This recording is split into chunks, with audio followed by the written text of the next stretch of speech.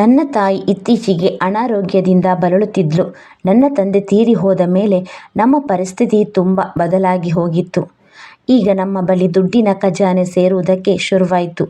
ಆದರೆ ನನ್ನ ತಾಯಿ ಮಾತ್ರ ತುಂಬ ಅನಿವಾರ್ಯದಲ್ಲಿ ಇದ್ದರು.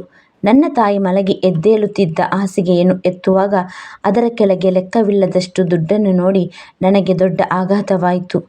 ಆಗ ನನ್ನ ತಾಯಿ ಹೇಳಿದರು, ಯಾರು ದಿಕ್ಕು ಇಲ್ಲದೆ ಇರೋ ನಮಗೆ ಆ ದೇವರು ಇದ್ದಾರೆ ಅನ್ನೋದು ಇದೆಲ್ಲ ಆ ದೇವರ ಆಟ ಎಂದು ಹೇಳಿ ಸುಮ್ಮನಾಗುತ್ತಿದ್ದರು. ಹೀಗೆ ಒಂದು ದಿನ ನನ್ನ ತಾಯಿ ಪಕ್ಕದ ಮನೆ ಆಂಟಿ ಜೊತೆ ಮಾರ್ಕೆಟ್ಗೆ ಹೋದಾಗ ನಾನು ಅವರ ಹಾಸಿಗೆ ಮೇಲೆ ಮಲಗಿದ್ದೆ. ನಾನು ಮಲಗಿದ್ದ ಸ್ವಲ್ಪ ಹೊತ್ತಿನ ನಂತರ ಒಂದು ನಿಮಿಷಕ್ಕೆ ನಾನು ಚಕಿತಳಾದೆ. ಯಾಕಂದರೆ ನನ್ನ ತಂದೆ ನಮ್ಮನ್ನು ಬಿಟ್ಟು ಹೋದಾಗ ನಮ್ಮ ಮನೆಯ ಎಲ್ಲ ಪೂರ್ತಿ ಕತ್ತಲೆಯಿಂದ ಆವರಿಸಿಕೊಂಡಿತ್ತು. ಆ ಮನೆಯಲ್ಲಿ ನನ್ನ ತಂದೆಯ ಧ್ವನಿ, ಅವರ ಬಟ್ಟೆಗಳು, ಅವರು ಹಾಕಿಕೊಳ್ಳುತ್ತಿದ್ದ ಪ್ರತಿಯೊಂದು ವಸ್ತುಗಳು, ಹೀಗೆ ಎಲ್ಲ ಅವರ ನೆನಪುಗಳು ನಮಗೆ ಕಾಡಲು ಶುರುವಾದವು.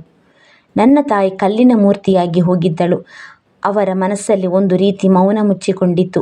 ಯಾರ ಜೊತೆನೂ ಹೆಚ್ಚು ಮಾತನಾಡದೆ ನನ್ನ ತಂದೆ ಹೋದ ದುಃಖವನ್ನು ಮನಸ್ಸಿನಲ್ಲಿ ಇಟ್ಟುಕೊಂಡು ನಮ್ಮ ಅಮ್ಮ ಮೌನವಾಗಿ ಬಿಟ್ಟಿದ್ದಳು. ಅಪ್ಪ ತೀರಿಕೊಂಡ ಕೆಲವು ದಿನಗಳ ನಂತರ ಮನೆಗೆ ಬಂದಿದ್ದ ನೆಂಟರೆಲ್ಲರೂ ನನ್ನ ತಾಯಿಗೆ ಹಾಗೂ ನನಗೆ ಸಮಾಧಾನ ಮಾಡುತ್ತಾ ಅವರ ಮನೆಗಳಿಗೆ ಹೊರಟು ಹೋದರು. ಆದರೆ ಹೀಗೆ ಒಂದು ದಿನ ನನ್ನ ತಂದೆಯ ತಂಗಿ, ಅಂದರೆ ನನ್ನ ಅತ್ತೆ, ಇದ್ದಕ್ಕಿದ್ದಂತೆ ಹೇಳದೇನೆ ಅವರ ಮಗ ದಿಲೀಪ್ನನ್ನು ಕರೆದುಕೊಂಡು ಮನೆಗೆ ಬಂದರು. ನನ್ನ ತಂದೆ ಬದುಕಿದ್ದಾಗ ನಮ್ಮ ತಂದೆಯ ಜೊತೆ ದಿಲೀಪ್ ಮನೆಗೆ ಬರ್ತಾ ಹೋಗ್ತಾ ಇದ್ದ. ಆದರೆ ಅವನು ಯಾವತ್ತೂ ನನ್ನ ರೂಮಿಗೆ ಮಾತ್ರ ಬಂದವನಲ್ಲ. ನಮ್ಮ ಮನೆಗೆ ಬಂದರೆ ಅವನು ಅಡುಗೆ ಮನೆ ಹಾಗೂ ಅಲ್ಲಲ್ಲೇ ಕೂತಿರ್ತಿದ್ದ. ಅತ್ತೆ ಅಮ್ಮನ ಪಕ್ಕದಲ್ಲಿ ಕುಳಿತುಕೊಂಡು ಸಮಾಧಾನ ಮಾಡುತ್ತಾ, ನೋಡು ಲಕ್ಷ್ಮಿ, ನಿನಗೆ ನಾವಿದ್ದೀವಿ, ಯಾವುದಕ್ಕೂ ಹೆಚ್ಚು ಯೋಚನೆ ಮಾಡಬೇಡ, ಆ ದೇವರು ಕೂಡ ನಮ್ಮ ಜೊತೆ ಇದ್ದೇ ಇರ್ತಾರೆ, ನೀನು ಇದೇ ರೀತಿ ಇದ್ದರೆ ನಿನ್ನ ಆರೋಗ್ಯ ಕತೆ ಏನು ಅಂತ ಹೇಳಿ ನನ್ನ ತಾಯಿಗೆ ಸಮಾಧಾನ ಮಾಡ್ತಿದ್ರು. ನಾನು ಮನೆಯ ಒಂದು ಮೂಲೆಯಲ್ಲಿ ಕುಳಿತು ನನ್ನ ಅಮ್ಮನ ದುಃಖವನ್ನು ನೋಡುತ್ತಿದ್ದೆ. ಹೀಗೆ ಒಂದು ದಿನ ನಾನು ನನ್ನ ಅಮ್ಮನ ಬಳಿ ಹೋಗಿ, ಅಮ್ಮ, ಅಪ್ಪನ ಥರ ನನ್ನ ಬಿಟ್ಟು ಹೋಗಬೇಡ ಎಂದಾಗ ನನ್ನ ತಾಯಿ ಮೌನದಿಂದ ನನ್ನ ಕೈ ಬೆರಳುಗಳನ್ನು ಗಟ್ಟಿಯಾಗಿ ಹಿಡಿದು, ನಾನು ನಿನ್ನನ್ನು ಬಿಟ್ಟು ಎಲ್ಲಿಗೆ ಹೋಗಲಿ, ನಾನು ಎಲ್ಲೂ ಹೋಗಲ್ಲ ಅಂತ ಹೇಳ್ತಿದ್ಲು. ನನ್ನ ಅತ್ತೆ ನನ್ನ ಕೈಗಳನ್ನು ಹಿಡಿದು, ನೋಡು ಶ್ರುತಿ, ನೀನು ತುಂಬ ಧೈರ್ಯವಂತೆ, ನಿನ್ನ ತಂದೆಯ ಜಾಗದಲ್ಲಿ ನಿಂತು ಧೈರ್ಯದಿಂದ ಎಲ್ಲನೂ ನಿಭಾಯಿಸುತ್ತಾ ನಿನ್ನ ಅಮ್ಮನನ್ನು ಸಮಾಧಾನ ಮಾಡಬೇಕು ಎಂದಾಗ ಅವರ ಮಾತನ್ನು ಕೇಳಿ ನಾನು ಸುಮ್ಮನಾದೆ. ಆದರೆ ನನ್ನ ಮನಸ್ಸಿನಲ್ಲಿ ಒಂದು ರೀತಿಯ ಕುತೂಹಲ ಉಂಟಾಗುತ್ತಿತ್ತು. ಆದರೆ ರಾತ್ರಿಯಾದ ತಕ್ಷಣ ಎಲ್ಲವೂ ಇನ್ನಷ್ಟು ಮೌನವಾಗಿ ಬಿಡುತ್ತಿತ್ತು. ನನ್ನ ತಂದೆ ಇಲ್ಲದ ರೂಮಿನ ಗೋಡೆಗೆ ಅಂಟಿಸಿದ ಅವರ ಫೋಟೋ, ಇದೆಲ್ಲ ಒಂದು ರೀತಿ ಮನಸ್ಸಿಗೆ ಸಂಕಷ್ಟ ಅನಿಸದಿತ್ತು. ಹೀಗೆ ಒಂದು ದಿನ ರಾತ್ರಿ ದಿಲೀಪ್ ಮನೆ ಹೊರಗೆ ಬಂದು ಕತ್ತಲೆಯಲ್ಲಿ ನಿಂತು ಅವನ ಕೈಗಳನ್ನು ಕಟ್ಟಿ ಆಕಾಶದ ಕಡೆ ನೋಡುತ್ತಿದ್ದ. ನಾನು ಬಾಗಿಲ ಬಳಿ ನಿಂತು ಅವನ ಕಡೆ ನೋಡಿದಾಗ ಅವನು ಆಕಾಶದ ಕಡೆ ನೋಡುತ್ತಿರುವುದನ್ನು ನೋಡಿ ನನಗೆ ಆಶ್ಚರ್ಯವಾಯಿತು. ಅವನು ತಕ್ಷಣ ನನ್ನ ಕಡೆ ನೋಡಿದಾಗ ಗಾಬರಿಯಿಂದ ನಾನು ಹಿಂದಕ್ಕೆ ಬಂದು ಬಿಟ್ಟೆ. ಆದರೆ ಮರುದಿನ ದಿಲೀಪ್ ತಿಂಡಿ ತಿನ್ನಲು ಮನೆಗೆ ಬಂದಾಗ ಅವನ ಮುಖದಲ್ಲಿ ಮೌನ ತುಂಬಿಕೊಂಡಿತ್ತು. ಅದನ್ನು ನೋಡಿದ ಅತ್ತೆ, ದಿಲೀಪ, ನನಗೆ ಗೊತ್ತು, ಇದೆಲ್ಲ ನಿನಗೆ ಅರ್ಥ ಆಗೋದಕ್ಕೆ ಸ್ವಲ್ಪ ಸಮಯ ತಗೊಳ್ಳುತ್ತೆ ಅಂತ ಹೇಳಿದಾಗ ದಿಲೀಪ್ ಅವರ ಮಾತಿಗೆ ಏನು ಹೇಳದೆ ಸುಮ್ಮನೆ ಕುಳಿತಿದ್ದ. ದಿನಗಳು ಹೀಗೆ ಕಳೆಯುತ್ತಿದ್ದ ಹಾಗೆ ನನ್ನ ಅಮ್ಮ ಕೂಡ ಸ್ವಲ್ಪ ಮಟ್ಟಿಗೆ ಸುಧಾರಿಸಿಕೊಂಡಿದ್ದಳು.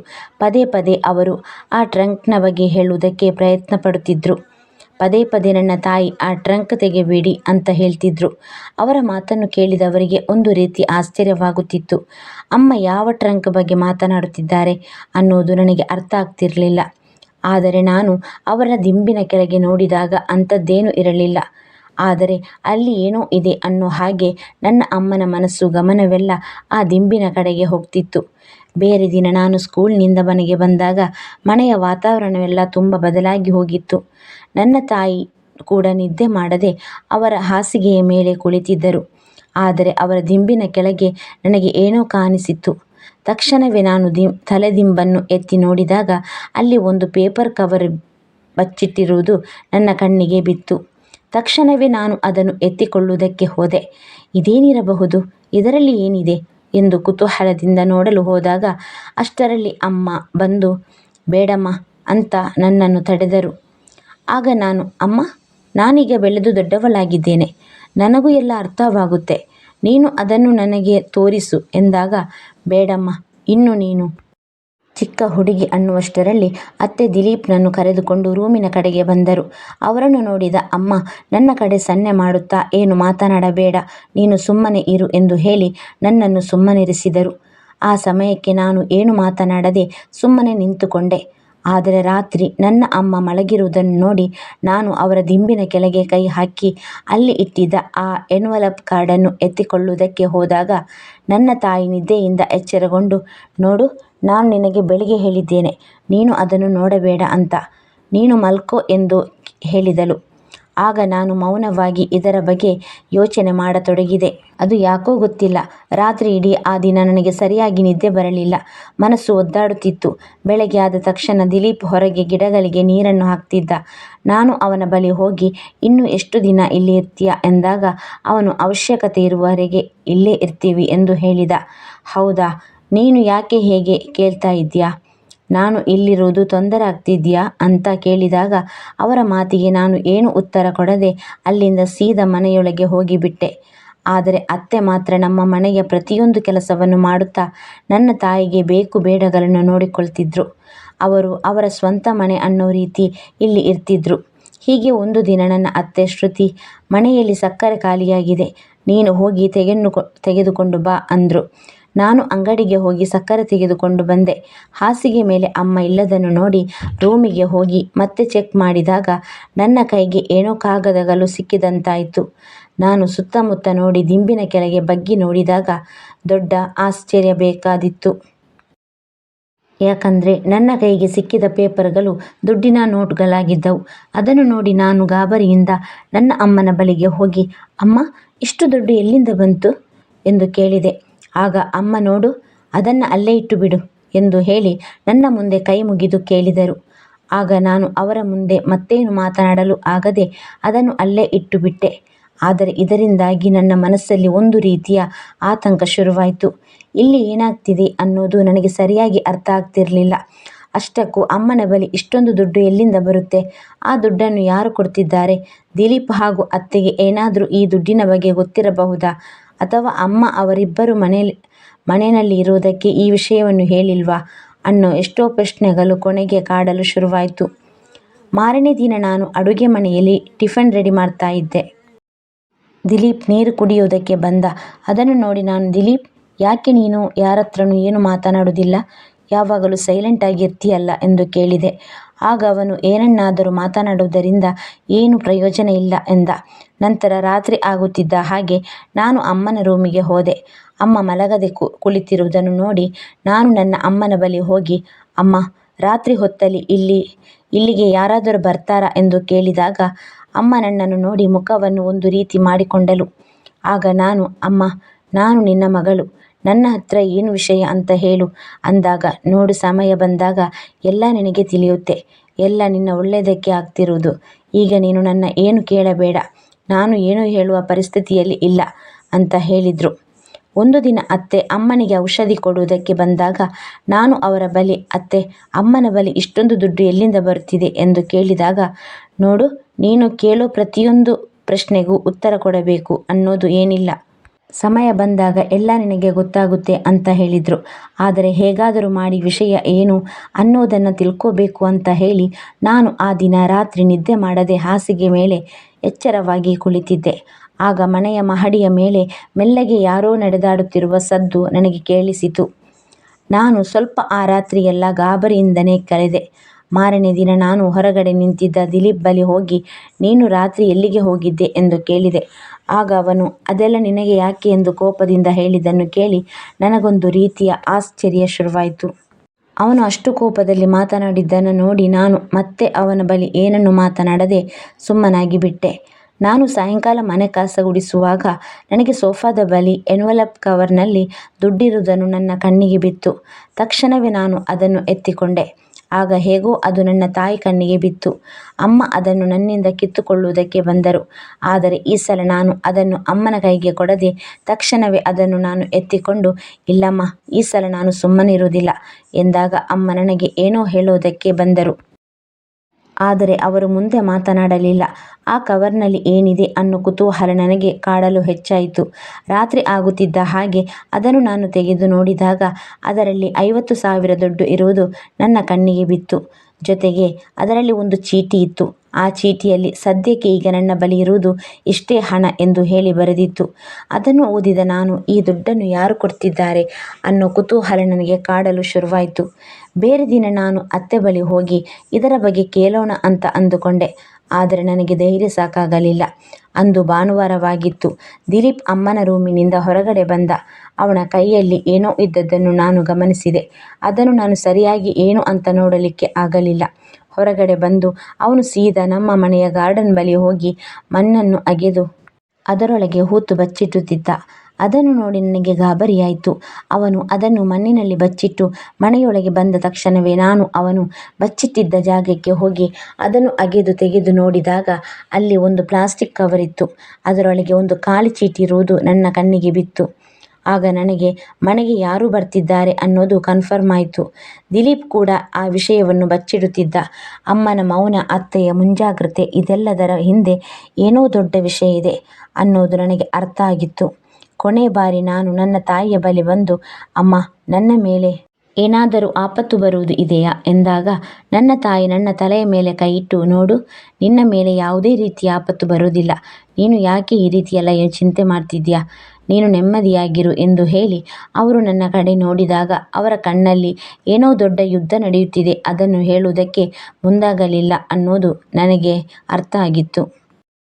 ಆದರೆ ಇಷ್ಟು ಚಿಕ್ಕ ವಯಸ್ಸಿಗೆ ನಾನು ಈ ಯುದ್ಧದಲ್ಲಿ ಪಾಲುದಾರಳಾಗಿದ್ದೀನಿ ಅಂತ ನನಗೆ ಗೊತ್ತಿರಲಿಲ್ಲ. ಎಂದಿನ ದಿನದ ಹಾಗೆ ಅಂದು ಕೂಡ ರಾತ್ರಿ ನಾನು ಮಲಗಲು ಹೋದೆ. ಆದರೆ ನನ್ನ ಕಣ್ಣಿಗೆ ನಿದ್ದೆ ಅನ್ನೋದು ಬರಲಿಲ್ಲ. ಇದೇ ಯೋಚನೆಯಲ್ಲಿ ನಾನು ಹಾಸಿಗೆಯ ಮೇಲೆ ಮಲಗಿರುವಾಗ ಇದ್ದಕ್ಕಿದ್ದಂತೆ ಹೊರಗಡೆಯಿಂದ ಯಾರೋ ಬರುತ್ತಿರುವ ಸದ್ದು ನನ್ನ ಕಿವಿಗೆ ಬಿತ್ತು. ತಕ್ಷಣ ನಾನು ಗಾಬರಿಯಿಂದ ಎದ್ದು ಕಿಟಕಿಯಲ್ಲಿ ನೋಡಿದೆ. ಆಗ ಒಬ್ಬ ವ್ಯಕ್ತಿ ಅಮ್ಮನ ರೂಮಿನ ಬಳಿ ಹೋಗಿ ಏನನ್ನೋ ಇಟ್ಟು ಮತ್ತೆ ನಿಧಾನವಾಗಿ ಆತ ಹೊರಗಡೆ ಬಂದುಬಿಟ್ಟ. ಇದನ್ನೆಲ್ಲ ನೋಡಿದ ನಾನು ಭಯದಿಂದ ಹೆದರಿಕೊಂಡೆ. ನಾನು ಆ ವ್ಯಕ್ತಿ ಹೊರಗಡೆ ಹೋದ ನಂತರ ಅಮ್ಮನ ರೂಮಿಗೆ ಹೋಗಿ ನೋಡಿದಾಗ ಮೌನದಿಂದ ಅಮ್ಮ ಕುಳಿತಿರುವುದು ನನ್ನ ಕಣ್ಣಿಗೆ ಬಿತ್ತು. ಅವರ ಮುಖದಲ್ಲಿ ಏನೋ ಒಂದು ರೀತಿಯ ಸಂತೋಷ ಆವರಿಸಿಕೊಂಡಿತು. ಅಮ್ಮನ ರೂಮಿನ ಒಳಗೆ ಹೋಗಿ ಅದನ್ನು ಆ ವ್ಯಕ್ತಿ ಇಟ್ಟದ್ದನ್ನು ಹುಡುಕಲು ಪ್ರಯತ್ನಿಸಿದೆ.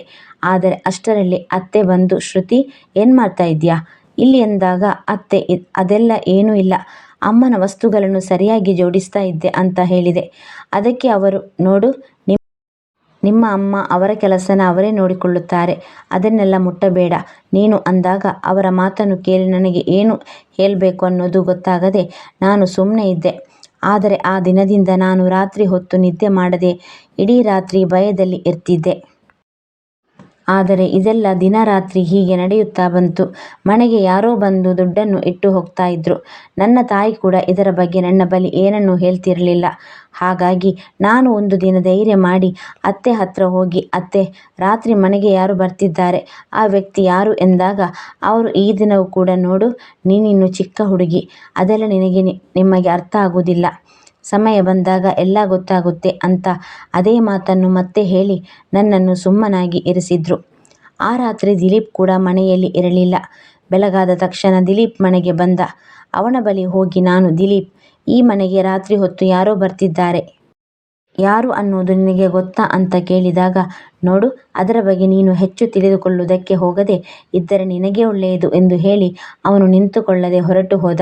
ಇನ್ನು ಇದನ್ನೆಲ್ಲ ನೋಡಿದ ನನಗೆ ಯಾಕೋ ದಿಲೀಪ್ ಮೇಲೆ ಅನುಮಾನ ಬರುವುದಕ್ಕೆ ಶುರುವಾಯಿತು.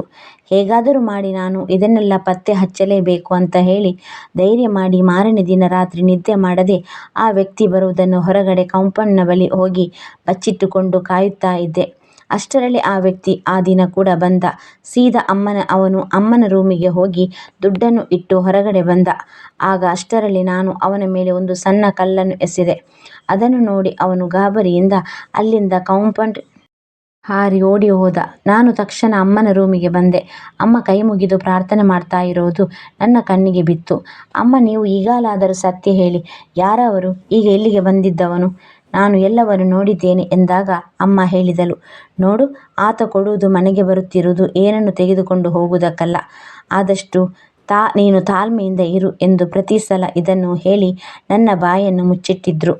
ಆದರೆ ನಾನು ಕೂಡ ಸುಮ್ಮನೆ ಇರಲಿಲ್ಲ. ಬೆಳಿಗ್ಗೆ ನಾನು ಅಮ್ಮನ ರೂಮಿಗೆ ಹೋಗಿ ಅದನ್ನು ಹೇಗಾದರೂ ಮಾಡಿ ಪತ್ತೆ ಹಚ್ಚಬೇಕು ಅಂತ ಹೇಳಿ ಹುಡುಕಲು ಹೋದಾಗ ಬಾಗಿಲಿನ ಹಿಂದೆ ಇದ್ದ ಆ ಕವರಿನಲ್ಲಿ ಇದ್ದ ವಸ್ತುವನ್ನು ನೋಡಿ ಒಂದು ಕ್ಷಣಕ್ಕೆ ನಾನು ಬೆಚ್ಚಿಬಿದ್ದೆ. ಈ ಸಲ ಅದರಲ್ಲಿ ಯಾವುದೇ ರೀತಿ ದುಡ್ಡು ಇರಲಿಲ್ಲ. ಅಮ್ಮ ಹಾಗೂ ಅಮ್ಮನ ಜೊತೆ ಇರೋ ಯಾರೋ ಗಂಡಸು ನಿಂತಿರೋ ಫೋಟೋ ಇತ್ತು. ನಾನು ಯಾವತ್ತೂ ಆ ಮನುಷ್ಯನನ್ನು ನೋಡಿರಲಿಲ್ಲ. ಆದರೆ ನನ್ನ ಅಮ್ಮನ ಮುಖದಲ್ಲಿ ಒಂದು ರೀತಿಯ ಸಂತೋಷವಿತ್ತು. ತಕ್ಷಣವೇ ನಾನು ಅಮ್ಮನ ಬಳಿ ಹೋಗಿ, ಅಮ್ಮ, ಈ ಫೋಟೋದಲ್ಲಿ ಇರುವುದು ಯಾರು ಎಂದು ಕೇಳಿದಾಗ ಅಮ್ಮನ ಕಣ್ಣಲ್ಲಿ ಕಣ್ಣೀರು ಬರಲು ಶುರುವಾಯಿತು. ಆಗ ಅಮ್ಮ ಹೇಳಿದಳು, ಇವನು ನನ್ನ ಹಳೆಯ ಗೆಳೆಯ ಆಗಿದ್ದಾನೆ. ಅವರ ಜವಾಬ್ದಾರಿನ ಪೂರ್ತಿ ಮಾಡೋಕೆ ಬಂದಿದ್ದ ಎಂದಾಗ ಇದೇ ಮೊದಲ ಬಾರಿ ನಾನು ನನ್ನ ಅಮ್ಮ ಮಾತನಾಡುವ ಧ್ವನಿಯಲ್ಲಿ ಆತಂಕವನ್ನು ನೋಡಿದೆ. ಅವರ ಆ ಮಾತಲ್ಲಿ ದುಃಖವೂ ಇತ್ತು. ಆದರೆ ದಿಲೀಪ್ ಮನೆಯಲ್ಲಿ ಇರುವುದು ನನಗೊಂದು ರೀತಿಯ ಅಪಾಯವಾಗಿ ಹೋಗಿತ್ತು. ನನಗೋಸ್ಕರ ಅವರ ಮನಸ್ಸಲ್ಲಿ ಒಂದು ರೀತಿಯ ದ್ವೇಷವಿತ್ತು.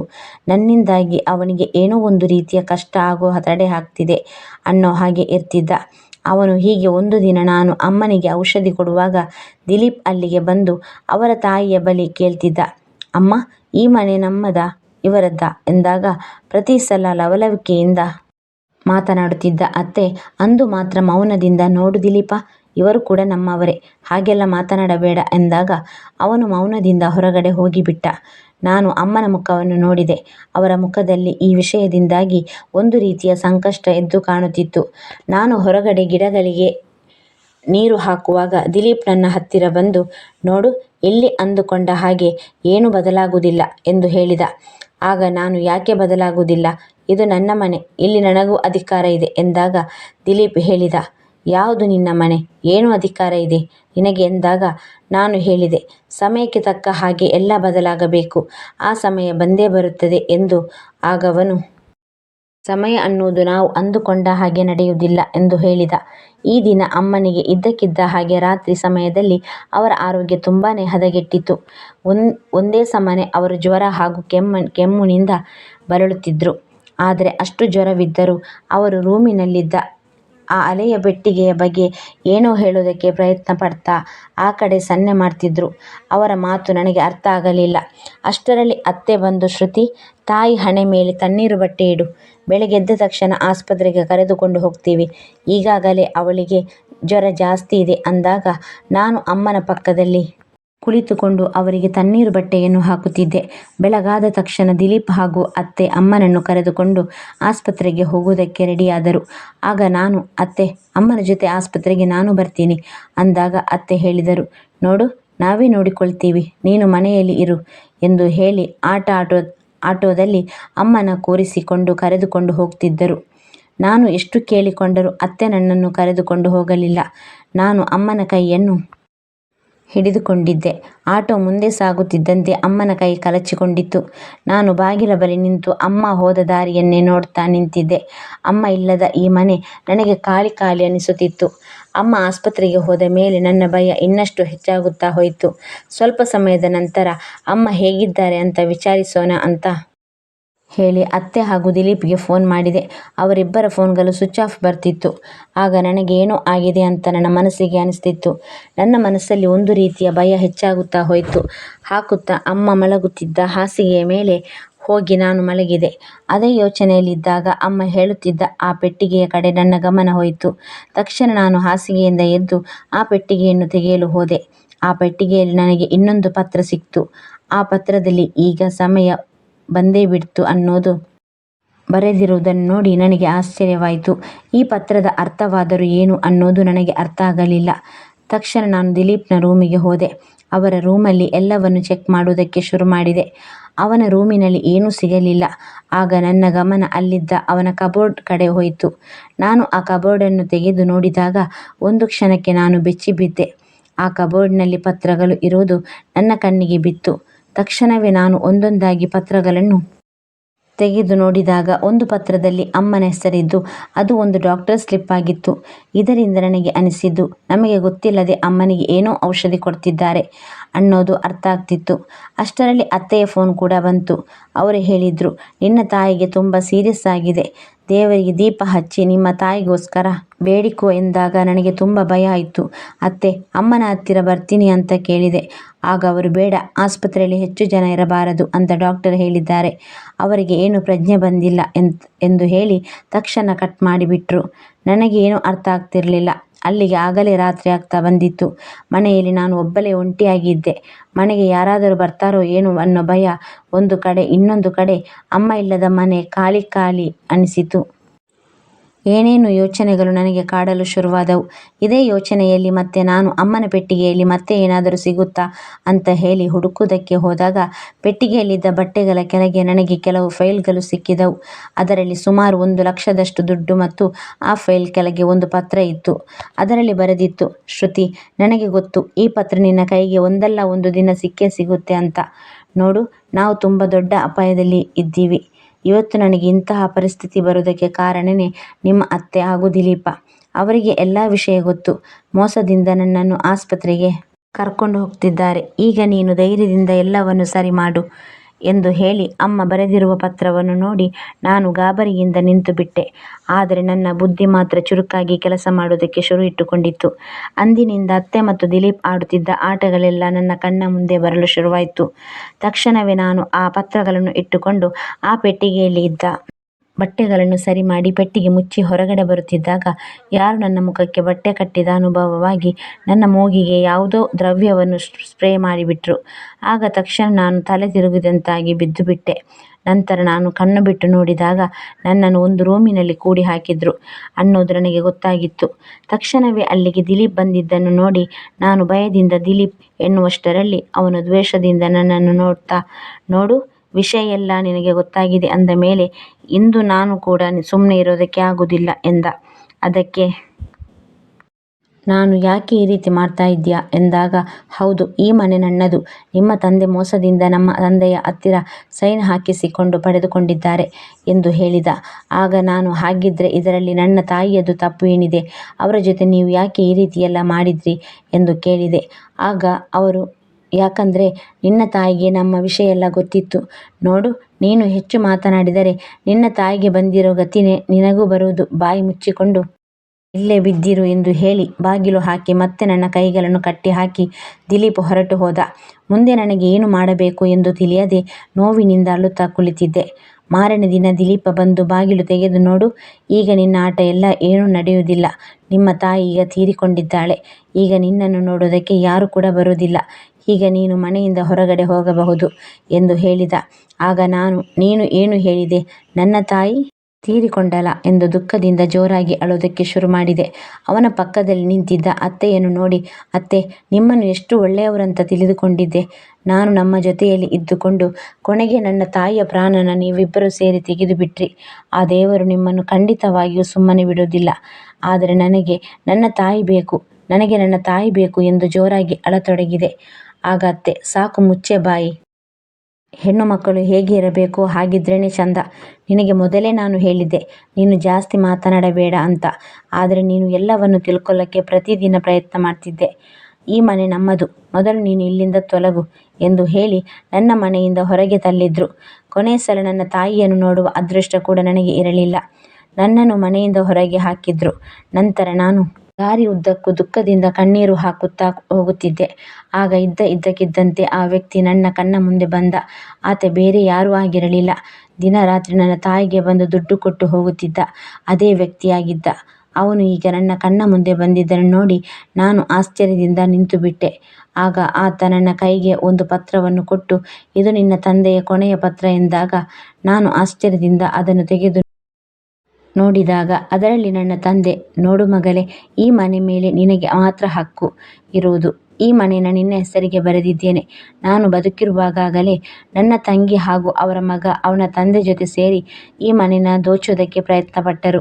ಈ ವಿಷಯ ನಿಮ್ಮ ತಾಯಿಗೂ ಗೊತ್ತು. ಈ ಮನೆಯ ಒರಿಜಿನಲ್ ಪೇಪರ್ ನನ್ನ ಸ್ನೇಹಿತನ ಬಳಿ ಕೊಟ್ಟಿದ್ದೇನೆ. ಈ ಮನೆಯನ್ನು ನೀನು ಹೇಗಾದರೂ ಮಾಡಿ ಉಳಿಸಿಕೊ ಎಂದು ಹೇಳಿ ನನ್ನ ತಂದೆ ಆ ಪತ್ರದಲ್ಲಿ ಬರೆದಿದ್ದರು. ಅದನ್ನು ನೋಡಿ ಒಂದು ಕ್ಷಣಕ್ಕೆ ನನ್ನ ಕಣ್ಣೀರು ಧಾರಾಕಾರವಾಗಿ ಹರಿಯಲು ಶುರುವಾಯಿತು. ನನ್ನವರಾಗಿ ಸುಳ್ಳಿನ ಆಟವನ್ನು ಆಡಿದವರಿಗೆ ಸರಿಯಾಗಿ ಪಾಠ ಕಲಿಸಬೇಕು. ಈಗ ನಿಜಾಂಶ ಅನ್ನೋದು ನನ್ನ ಕಣ್ಣ ಮುಂದೆ ಇದೆ ಅನ್ನೋ ಹೆಮ್ಮೆ ಕೂಡ ನನಗೆ ಆಗ್ತಿತ್ತು. ತಕ್ಷಣವೇ ನಾನು ಆ ವ್ಯಕ್ತಿಯ ಬಳಿ, ಸರ್, ಇದಕ್ಕೆ ನಿಮ್ಮ ಸಹಾಯ ಬೇಕು, ನನಗೆ ಲಾಯರ್ ಹತ್ತಿರ ದಯವಿಟ್ಟು ಕರೆದುಕೊಂಡು ಹೋಗಿ ಎಂದು ಕೇಳಿದೆ. ಆಗ ಅವರು, ನೋಡಮ್ಮ ಶ್ರುತಿ, ಇಷ್ಟು ದಿನದಿಂದ ನಿನ್ನ ತಾಯಿ ಮೇಲೆ ಆಗುತ್ತಿದ್ದ ಅನ್ಯಾಯವನ್ನು ತಡೆಯುವುದಕ್ಕೆ ಆಗದೇ ಇದ್ದರೂ ನಿನ್ನ ತಂದೆಗೆ ಕೊಟ್ಟ ಮಾತಿನ ಹಾಗೆ ನಾನು ಆಗಾಗ ಬಂದು ಯಾರಿಗೂ ತಿಳಿಯದಂತೆ ನಿನ್ನ ತಾಯಿಗೆ ದುಡ್ಡಿನ ಸಹಾಯ ಮಾಡಿ ಹೋಗುತ್ತಿದ್ದೆ. ನಿಮಗೊಂದು ನ್ಯಾಯ ದೊರಕಿಸಬೇಕು ಅಂತ ಹೇಳಿ ನಾನು ಒಳ್ಳೆಯ ಸಮಯಕ್ಕೋಸ್ಕರ ಕಾಯುತ್ತಿದ್ದೆ. ಆದರೆ ಇಷ್ಟೆಲ್ಲ ಅನಾಹುತಗಳಾದ ಮೇಲೆ ಆ ಸಮಯ ಈಗ ಕೂಡಿ ಬಂದಿದೆ. ನಿನಗೇನು ಸಹಾಯ ಬೇಕು ಅದನ್ನು ನಾನು ಖಂಡಿತ ಮಾಡ್ತೀನಿ ಎಂದು ಹೇಳಿ ಅವರು ಅವರಿಗೆ ಗೊತ್ತಿದ್ದ ಒಬ್ಬ ಲಾಯರ್ ಬಳಿ ಪೇಪರ್ಸ್ಗಳನ್ನು ತೆಗೆದುಕೊಂಡು ನನ್ನನ್ನು ಕರೆದುಕೊಂಡು ಹೋದರು. ನನ್ನ ತಂದೆಯ ಆ ಪತ್ರ ನನ್ನಲ್ಲಿ ಗೆಲ್ಲುವ ಹುಮ್ಮಸ್ಸು ತಂದಿತ್ತು. ಆಕಾಶದ ಕಡೆ ತಲೆಯನ್ನೆತ್ತಿ ನೋಡಿ, ಕೊನೆಗೂ ನನ್ನ ತಾಯಿಯ ಆ ತಾಳ್ಮೆ ಈ ಯುದ್ಧವನ್ನು ಗೆಲ್ಲಿಸುತ್ತಿದೆ ಅನ್ನೋದು ನನಗೆ ಅರ್ಥ ಆಗ್ತಿತ್ತು. ಆ ಲಾಯರ್ ಇದ್ದ ಆಫೀಸಿನ ಒಳಗೆ ಹೋದ ನನಗೆ ಟೇಬಲ್ ಮೇಲೆ ಕುಳಿತಿದ್ದ ಆಕೆ ನನ್ನನ್ನು ನೋಡಿ, ಕೂತ್ಕೊಳ್ಳಿ ಲಾಯರ್, ಸ್ವಲ್ಪ ಹೊತ್ತಿನಲ್ಲಿ ಬರ್ತಾರೆ ಎಂದಾಗ ನಾನು ಮತ್ತೆ ಅಪ್ಪನ ಸ್ನೇಹಿತರಿಬ್ಬರು ಅವರ ಆಫೀಸ್ನಲ್ಲಿ ಕುಳಿತುಕೊಂಡೆವು.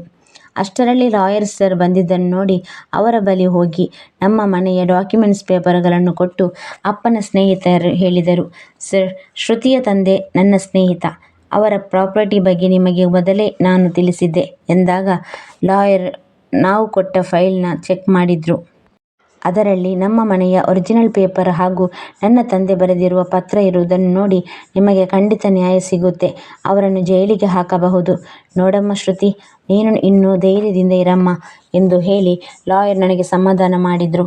ಇದಾದ 3 ದಿನಕ್ಕೆ ಅತ್ತೆ ಹಾಗೂ ಅವರ ಮಗನಿಗೆ ಲಾಯರ್ ನೋಟಿಸ್ ಕಳಿಸಿದ್ರು. ಇದರ ಪ್ರಕಾರ ಅವರು ಕೋರ್ಟಿಗೆ ಬರಬೇಕಾಗಿತ್ತು. ಇನ್ನೇನು ಕೋರ್ಟ್ನಲ್ಲಿ ವಾದ ನಡೆಯಬೇಕಾಗಿತ್ತು. ಅಷ್ಟರಲ್ಲಿ ನಾನು ನನ್ನ ತಾಯಿಯ ಫೋಟೋ ಬಳಿ ಹೋಗಿ ಅವರ ಆಶೀರ್ವಾದ ಪಡೆಯುತ್ತಾ, ಅಮ್ಮ, ನಿನಗಾದ ಮೋಸಕ್ಕೆ ಇವತ್ತು ನಮಗೆ ನ್ಯಾಯ ಸಿಗುತ್ತೆ, ಆಶೀರ್ವಾದ ಮಾಡು ಎಂದು ಹೇಳಿ ನಾನು ಅಲ್ಲಿಂದ ಸೀದಾ ಅಪ್ಪನ ಸ್ನೇಹಿತನ ಜೊತೆ ಕೋರ್ಟಿಗೆ ಬಂದೆ. ವಾದ ವಿವಾದಗಳನ್ನು ಪರಿಶೀಲಿಸಿದ ನಂತರ ಮೋಸದಿಂದ ನಮ್ಮ ಮನೆಯನ್ನು ದೋಚಲು ಹೊರಟಿದ್ದ ಅತ್ತೆ ಹಾಗೂ ದಿಲೀಪ್ಗೆ ಮತ್ತು ನನ್ನನ್ನು ಕೂಡಿ ಹಾಕಿ ಹಿಂಸೆ ಕೊಟ್ಟಿದ್ದಕ್ಕೆ ಜಡ್ಜ್ ಸಾಹೇಬರು ಕಠಿಣವಾದ ಶಿಕ್ಷೆ ಕೊಡುತ್ತಾ ನಮ್ಮ ಮನೆಯನ್ನು ನನಗೆ ಬಿಟ್ಟುಕೊಡುವ ಹಾಗೆ ನ್ಯಾಯಾಲಯ ತೀರ್ಪು ಕೊಟ್ಟಿತು. ಇದೆಲ್ಲ ಮುಗಿದ ನಂತರ ಕೋರ್ಟಿನ ಹೊರಗಡೆ ಅತ್ತೆ ಹಾಗೂ ದಿಲೀಪ್ನನ್ನು ಜೈಲಿಗೆ ಕರೆದುಕೊಂಡು ಹೋಗುವಾಗ ಅತ್ತೆ ನನ್ನ ಬಳಿ ಬಂದು, ನನ್ನನ್ನು ಕ್ಷಮಿಸಿ ಬಿಡು ಶ್ರುತಿ, ನೀನು ಮನಸ್ಸು ಮಾಡಿದರೆ ನಮಗೆ ಇದರಿಂದ ಬಿಡುಗಡೆ ಸಿಗುತ್ತೆ ಎಂದು ಕೇಳಿಕೊಂಡರು. ಆಗ ನಾನು, ಅತ್ತೆ, ನೀವು ಚಿಕ್ಕ ಪುಟ್ಟ ತಪ್ಪು ಮಾಡಿಲ್ಲ, ಕ್ಷಮಿಸುವುದಕ್ಕೆ. ತಪ್ಪು ದಾರಿನ ಹಿಡಿದು ನನ್ನ ತಾಯಿಯ ಪ್ರಾಣವನ್ನು ತೆಗೆದುಬಿಟ್ರಿ. ಕೊನೆಯ ಬಾರಿ ನನ್ನ ತಾಯಿಯ ಮುಖವನ್ನು ನೋಡದ ಹಾಗೆ ಅಂತ್ಯ ಸಂಸ್ಕಾರವನ್ನು ಕೂಡ ಮಾಡಿಬಿಟ್ರಿ. ನೀವು ಮಾಡಿರೋ ತಪ್ಪಿಗೆ ನಿಮಗೆ ಸರಿಯಾದ ಶಿಕ್ಷೆ ಆಗುತ್ತಿದೆ, ನೀವು ಅದನ್ನು ಅನುಭವಿಸಿ ಎಂದು ಹೇಳಿ ನಾನು ಅಲ್ಲಿಂದ ಹೊರಟು ಬಂದೆ. ಆದರೆ ನನ್ನ ತಾಯಿಯನ್ನು ಕಳೆದುಕೊಂಡು ಒಂದು ರೀತಿಯ ದುಃಖ ಆಗುತ್ತಿದ್ದರೆ ಇನ್ನೊಂದು ಕಡೆ ಕೊನೆಗೂ ಅವರ ಆಸೆ ಈಡೇರಿತು ಅನ್ನೋ ಸಂತೋಷ ನನ್ನಲ್ಲಿತ್ತು. ಸ್ನೇಹಿತರೆ, ಈ ಕತೆ ಇಷ್ಟ ಆದರೆ ಲೈಕ್ ಮಾಡಿ, ಶೇರ್ ಮಾಡಿ, ಕಾಮೆಂಟ್ ಮೂಲಕ ನಿಮ್ಮ ಅಭಿಪ್ರಾಯವನ್ನು ತಿಳಿಸಿ. ಮನಸ್ಸಿನ ಮೌನ ಅಫಿಷಿಯಲ್ ಚಾನೆಲ್ಗೆ ಸಬ್ಸ್ಕ್ರೈಬ್ ಮಾಡಿ.